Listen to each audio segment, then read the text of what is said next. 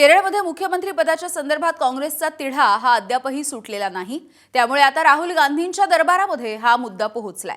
मुख्यमंत्री पदासाठी अनेक नावांची चर्चा सुरू आहे। असं असताना काँग्रेसच्या केरळमधील वरिष्ठ नेत्यांची आज दिल्लीमध्ये महत्त्वाची बैठक होणार आहे। या बैठकीचं नेतृत्व राहुल गांधी करतील। दरम्यान काँग्रेसचे अध्यक्ष मल्लिकार्जुन खरगे यांनी कर्नाटकचा दौरा अर्धवट सोडून दिल्लीकडे रवाना होत केरळच्या मुख्यमंत्री पदाच्या चर्चांवरती लक्ष केंद्रित केलंय। आज दुपारपर्यंत खरगे हे दिल्लीमध्ये पोहोचतील।